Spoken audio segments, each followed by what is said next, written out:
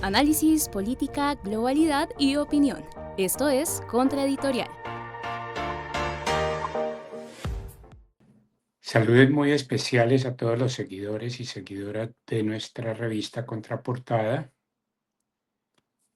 Hoy hablaremos sobre una nueva situación que se presenta en el panorama de la geopolítica mundial.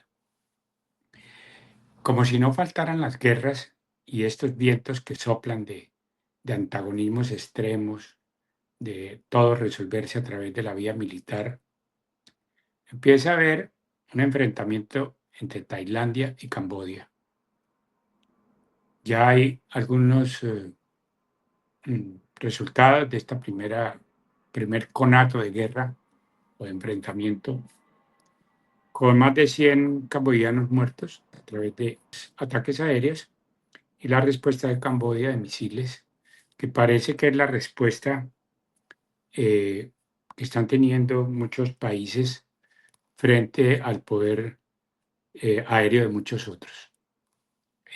Como quiera que sea, pues un conflicto más, cosa que no hace falta, pero se presenta. Lo curioso es que empieza a haber este tipo de conflictos en los alrededores de China, como si el centro de gravedad fuera a conducir a que el próximo escenario bélico es con China. Y esto pues no deja de causar preocupación. Tendríamos que ver más qué motiva, qué es lo que hay de fondo, quién está detrás, porque estas guerras usualmente no se inician porque los dos contendientes que aparecen en el escenario del campo de batalla son quienes realmente están en la idea de enfrentarse. Hay geopolíticas globales donde las guerras hoy se tercerizan. Las guerras hoy por hoy, al igual que ocurrió con los conflictos después de la Segunda Guerra Mundial, donde la Guerra Fría o la coexistencia pacífica, como se llamó, consistía en guerras en las cuales Rusia y Estados Unidos no se enfrentaban directamente. Hoy, indudablemente, estamos en una Segunda Guerra Fría, donde el borde de estas guerras, que son guerras de territorio, de remarcar fronteras, de países que están eh, demarcando o defendiendo una identidad territorial de Estado y nación, entran pues en conatos y en enfrentamientos. Y sí, dejemos establecido que estamos en una segunda guerra fría, donde las patadas son por debajo de mesa, donde son guerras convencionales que se dan entre dos países, donde puede haber un ganador o un perdedor, pero son guerras absolutamente prolongadas porque duran lo que quienes están detrás de ellos quieran que duren. Esto pues lo estamos iluminando a través de la teoría de la guerra para tener una comprensión de más largo alcance. Es posible que lo llamamos a que haya realmente un acuerdo diplomático, político, en este nuevo conflicto entre Camboya y Tailandia, tenga un buen curso. Pero eso depende de si hay intereses de terceros o de primeros más bien, porque las guerras se tercerizan. Y vamos a ver cómo se mueve más este escenario de guerra. Si nos referimos al conflicto Ucrania-Rusia, pues Rusia parece estar avanzando, haber cruzado la mitad de los territorios ucranianos y no hay una definición contundente, pero sí hay una puesta en escena de un factor político que puede determinar que la guerra se extienda un poco más en términos de territorio a ocupar y se profundice más en términos del tipo de guerra que fue a llevar Rusia a Ucrania. Y es que Putin no puede y no quiere y no lo va a hacer permitir una fuerza armada que sustituya a la fuerza ucraniana que va a derrotar. Valga decir si es una fuerza norteamericana o si es una fuerza de la OTAN o conjunta o cuerpos de paz de la ONU. No creo en el escenario de lo posible que Putin acepte un ejército en la trastienda de su propio territorio. Y eso es de alguna manera lo que se está moviendo estratégicamente y de lo que no se habla. Algunos hablan de que si Putin no toma Odessa, deja la mitad de la tarea hecha. Pero permitir un ejército de ocupación, de defensa, de paz, eso no está en ese escenario. La guerra con Irán está quieta. Está quieta en la medida en que parece ser que Israel fue a meter las manos a Irán pensando cambiar el régimen político, en derrotar el ejército iraní, y se le chamuscaron las manos. No creo que ellos hubieran parado porque querían un cese al fuego. Ellos lo que querían era tomar un respiro, pensar los daños que habían recibido, contundentes, y parar porque no era lo que esperaban. Esperaban una respuesta más pasiva, más pasita la cosa, más suave, pero recibieron unas contraofensivas con misiles que podían haber sido peores a este momento de haber continuado. Pero indudablemente Israel tiene con qué hacer daño, más si tiene todo el apoyo. Pero hay escasez de abastecimientos.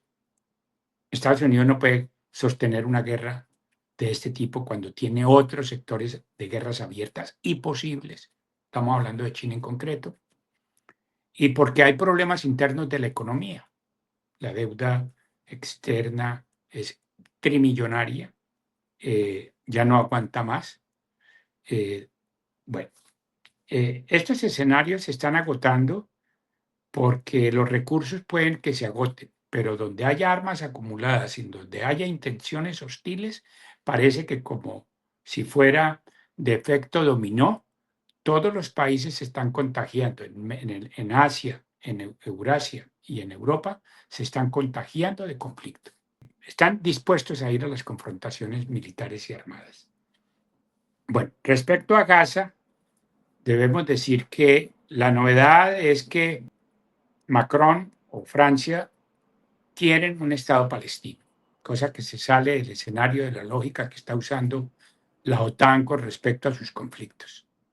Y curiosamente Inglaterra acaba de sumarse a ese deseo, porque creo que si algo queda establecido de la crisis de Occidente es que el pueblo que sufrió el Holocausto hoy no tiene dónde esconder, cómo tapar ni cómo ocultar la masacre, el genocidio y la manera en que están llevando y conduciendo este inmenso abuso de todos los tipos de derechos humanos, incluso ni vamos a derechos humanos porque es ponerle bajo la categoría de leyes internacionales que Israel no cumple. Pongámoslo en el sentido estrictamente humano. No creo que nadie que vea el hijo de un vecino muriéndose de hambre no haga algo. Si alguien ve a un animalito sufriendo en la calle, por lo menos intenta hacer algo. Creo que las comparaciones son odiosas, pero es que no hay manera de hablar uno de una forma diferente que ver niños muriéndose de hambre, sin asistencia. Pero además donde van los niños y van las gentes a copiar de comida, porque son zonas donde dicen que les van a abastecer de algo de comida que no entra, hay 6.000 camiones retenidos de comida, están retenidos y no los dejan pasar. Entonces, ver esta imagen de niños palestinos, niños gazatíes, muriéndose de hambre, esto no tiene, como dicen, perdón de Dios. Entonces, el pueblo del Holocausto hoy es el pueblo que ejerce el Holocausto sobre el pueblo de Palestina. Y esto no se puede decir de otra manera. Uno quisiera decirlo más suave, quisiera ponerle, matizarlo. No se puede. No se puede. Esto que están pasando de matar niños y gentes mientras están recogiendo comida, gente indefensa, sin armas, eso no tiene perdón de Dios. Bueno, vamos a ver si al menos el reconocimiento o ese camino del reconocimiento de Palestina les da un poquito más de respiro, de que realmente Europa y el sur global y todo esto despiertan. A ver si en algún momento fuerzas internas norteamericanas piden que esto pare. Pero que piden, aquí manifestaciones en Estados Unidos no se van a permitir, no las han permitido. Entonces, el camino de resistencia del pueblo palestino está a momento de hoy, muy largo.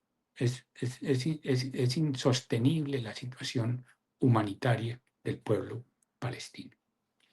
Eh, Creo que la situación por la que pasa, mm, refiriéndonos a otro tema, la situación por la que pasa el presidente Trump es bastante delicada. Esto de la lista Epstein que se está ocultando, que no existió, que no aparecen las pruebas. Bueno, lo cierto del caso es que en esta modalidad de medios alternativos y donde hay fake news y donde todo se masifica, hoy lo más masificado que hay, eh, pues es la información. Sale de los lugares menos predecibles y siempre hay alguna reserva en términos de imagen. Podemos decir que si algo ha traído la revolución tecnológica en términos de comunicación, es que la informática se disparó a unos puntos increíbles. Siempre hay una imagen de las situaciones. Esto de Gabo en su novela Cien años de soledad, que muy pronto podía el hombre ver lo que ocurría en cualquier lugar de la Tierra sin necesidad de moverse de su casa, eso se cumplió hace por lo menos 30 años o 20 años.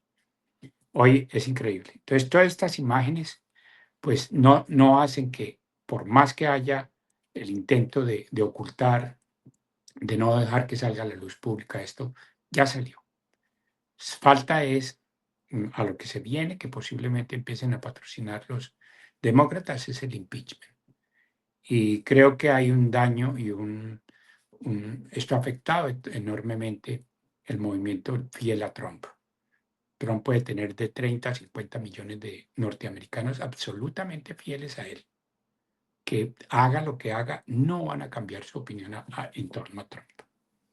Creo que esto pues nos pone en un terreno en el que tenemos que ver que las debilidades de negociación de Trump no pasaron por haber ablandado a China y al resto del mundo con los aranceles, que los pueblos fueron a negociar uno a uno como él quería, o sea, él quería una negociación al detal, no con tratados de libre comercio, no con pactos, no con acuerdos, sino a través de una diplomacia directa, uno a uno, se fueran sometiendo o fueran peleando o fueran buscando caminos, todos los países, 160 países que entraron en conflicto con esto, o por lo menos que él invocó que iba a imponerle aranceles. La cosa de los aranceles, en algún momento él lo vio como la manera de financiar el Estado norteamericano que anda a bancarrota. La deuda la tiene Japón y China, los mayores contenedores de deuda, y están que se venden toda esa deuda porque la situación del dólar no es favorable. No es favorable en el sentido del negocio, pero sí está siendo favorable en la medida en que el dólar se devalúa para pagar menos plata por la deuda que existe. Si lo que buscaba Trump con todo esto era debilitar el dólar para que bajara, no el monto de la deuda, sino la cantidad de intereses que se pagan, pues entonces ya lo logró. Ahora, ¿qué hacer con un mercado, con un dólar barato? Pues exportar. Falta ver si la industria manufacturera está permitiendo eso, si la industria de alta tecnología, de cibernéticas, de consumo y cibernéticas de alta tecnología, pues le están permitiendo un mercado. Lo que le está permitiendo ahorita, que vendió en grande, fue armas. El 5% que le acaba de vender a Europa para que se defienda frente a un enemigo que no se ha declarado enemigo de Europa, que OTAN defendiéndose de Rusia. En ese mercado de transacción, de amenazas, pues acaba de vender una multimillonaria cantidad de armas. Esperemos que en 3 5 años va a ver qué hacen qué hace la OTAN rearmada, qué hace la OTAN con cantidad de armas.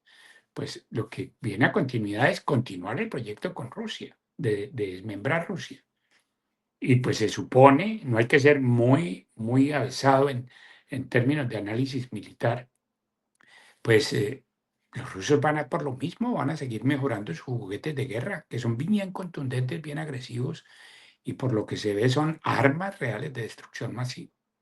Entonces, el nuevo escenario de Europa, OTAN, frente a una Rusia que se siente amenazada, que dice no parar si se siente amenazada en ir a un conflicto atómico.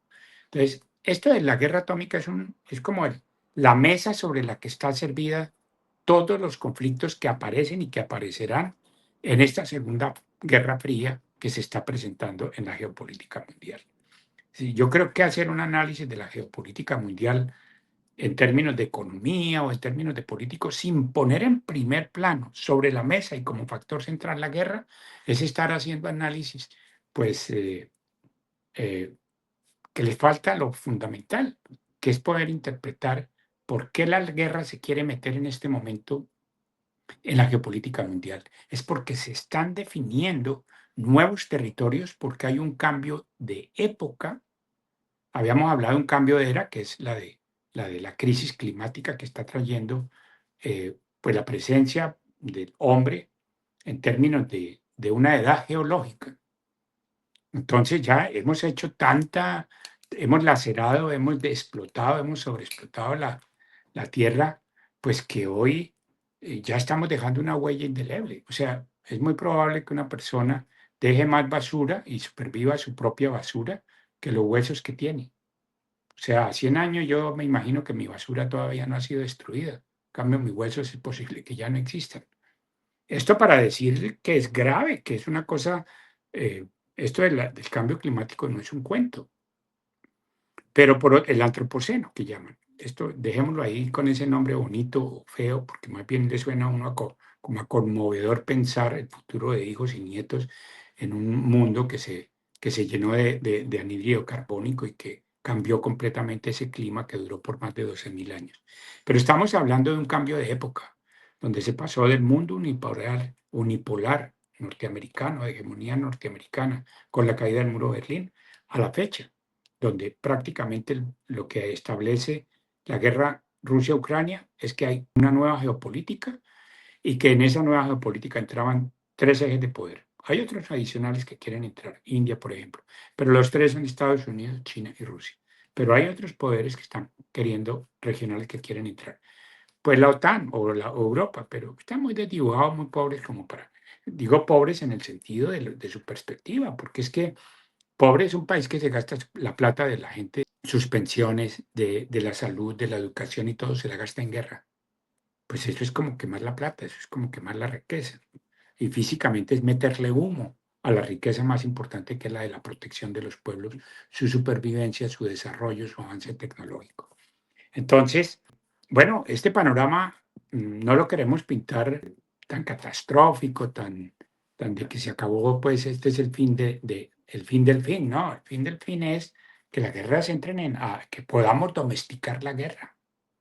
Si la guerra no se domestica, pues las sociedades vamos a tener como escenario, pues todo esto, todas estas desgracias que trae la guerra.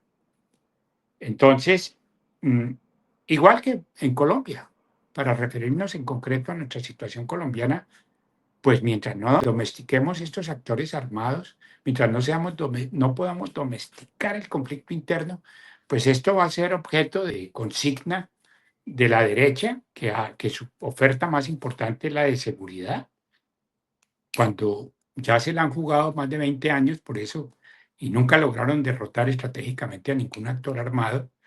El fin del fin que decía Uribe, que la guerra acababa, la guerra nunca se cumplió con 6.400 falsos positivos. Eso es todo lo que dejó la guerra.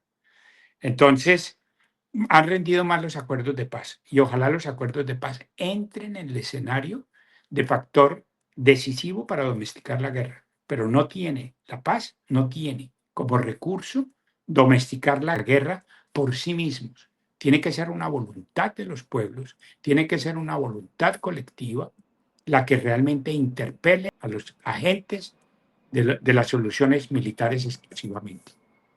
Y por último me quería referir al hecho tal vez importante de todo este periodo en Colombia, que es que se va a saber si es culpable o si es inocente el expresidente y ex senador Álvaro Uribe Vélez, y pues esto va a ser una cosa que va a traer no redefiniciones, pero va a tener consecuencias. Aquí va a haber un sector que gana y un sector que pierde. Si Uribe gana, gana la derecha. Si Uribe pierde, gana la izquierda o los sectores alternativos. pero no porque se gane en términos de que esto haya sido una consigna de la izquierda. La izquierda y los sectores alternativos están pensando en unas soluciones más allá que Uribe se vaya para la cárcel. Pero lo digo en el sentido de que se ha reivindicado, pues, los derechos humanos, se ha reivindicado los procesos de paz, los derechos humanos han sido un bastión de muchas gentes en términos de que tanta guerra que se originó y que Uribe puso de presente, pues, ha llevado a que él sea el símbolo del paramilitarismo, por lo menos para la gente hoy es, en general, ese es el símbolo que él representa, de un gobierno que tuvo todo en la mano para poder haber hecho unas reformas muy profundas, quizá con mayor precisión, con mayor alcance y con mayor que la que pudo haber tenido la izquierda. Porque Álvaro Uribe en su momento tuvo todo el poder en sus manos y sin deberle a ningún partido nada, porque ganó en primera vuelta. Claro, ganó en primera vuelta sobre la tesis de que iba a derrotar a los actores armados ilegales y nunca lo pudo hacer. Total, que lo que dejó fue, pues, persecución, masacres, etcétera, la legalización de todas las formas de lucha, y eso, pues, no contrajo la paz todavía sigue en vilo. O sea, esto de que no se haya podido firmar la paz total de parte de Petro, tiene más explicación y raíces en lo que no logró Uribe que lo que está logrando el mismo Petro. Esta es una inercia que viene de hace 60, 70 años. O sea que parar ese tren a la velocidad que va, esa guerra, que no es una guerra regular, sino una guerra irregular, que puede durar 200, 300 años. Es que si no se hace un acuerdo de paz, eso puede durar el tiempo que quiera con un combustible de por medio que se llama narcotráfico. Y unos conflictos no resueltos y pues definitivamente también fuerzas mercenarias. O sea, yo no creo que hoy por hoy eso funcione tan solito, que funcione sin que haya realmente cosas oscuras interviniendo en todos estos dineros ilícitos, que van a parar a la derecha, a la izquierda, al centro, al sur, al Estado, a los pobres, a todos los lugares llega eso. Bueno, yo quiero dejar ahí eso, con gran expectativa lo que va a pasar en términos de lo que se viene con Álvaro Uribe. Veremos. Esto va a definir mucho de las elecciones. No es anormal que un hombre tan poderoso salga libre. Entonces, pero también puede ser, hay que resaltar que tanto la fiscal como la juez han sido contundentes, por lo menos llevaron un proceso impecable, neutral, donde quedó tan jugada la pelota para los dos lados que no me extrañaría que Uribe saliera libre. Pero aquí ya es cuestión de las pruebas que se lograron aportar, ya está en lo jurídico y esa valoración jurídica la tiene la fiscal. Dejémoslo ahí. Abrazos a todas las personas que nos siguen. Por favor, ayúdenos a distribúyanos entre sus amigos, entre compañeros, en sus instituciones. Seguimos en la idea de ser una presencia nacional e internacional como revista y seguimos llevándole voces de la comunidad, voces de los territorios. Eh, en especial les recomiendo todos los reportajes que van a salir sobre el encuentro de la afrocolombianidad, de negritudes, y pues es importante una voz afro que no habla en el mismo tono en que está hablando la compañera Francia Márquez. Esperemos que esto también tiene desenvolvimientos. Bueno, les agradezco mucho y ojalá que podamos continuar en esta línea de información. Análisis, política, globalidad y opinión.